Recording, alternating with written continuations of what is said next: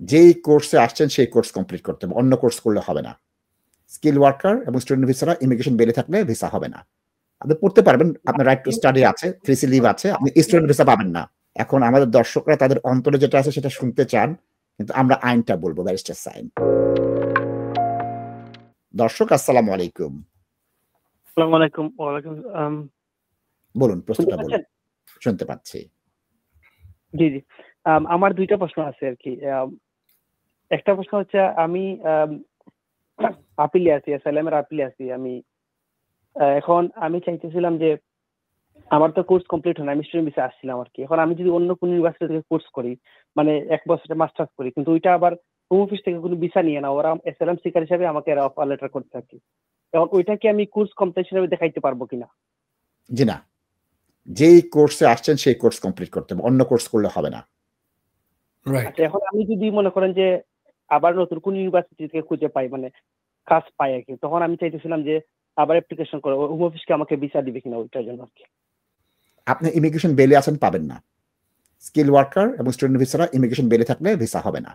আপনি পড়তে পারবেন, আপনার রাইট টু স্টাডি আছে, 3C লিভ আছে, আপনি স্টুডেন্ট ভিসা পাবেন না। ইমিগ্রেশন বিল না,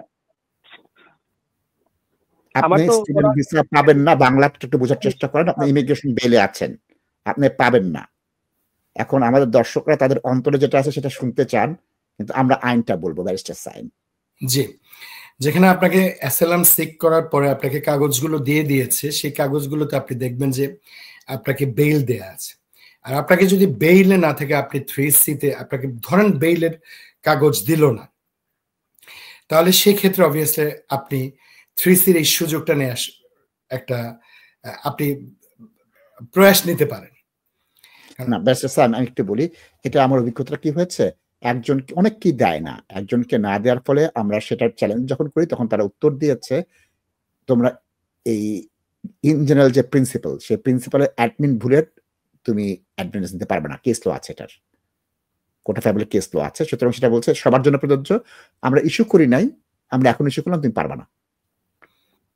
হোম অফিস এটা কিন্তু তার আইনের ব্যত্যয় করেছে, তার অর্থ এটা আমি অ্যাডভান্টেজ নিতে পারবো। যেমন আমাদের ক্লায়েন্টকে আইএলআর দিয়ে দিয়েছে, সেই আইএলআর অন্যের ক্ষেত্রে প্রযোজ্য হবে। হ্যাঁ হ্যাঁ হ্যাঁ।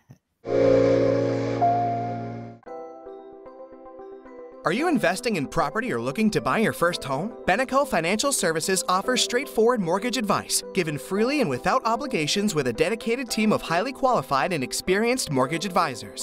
Whether you are a first-time buyer or an experienced landlord, we have the right mortgage solution for you. Residential mortgage, limited company mortgage, buy-to-let mortgage, commercial mortgage, Islamic mortgage, bridging finance. To book your free consultation meeting, call us today on 0208 050 2478.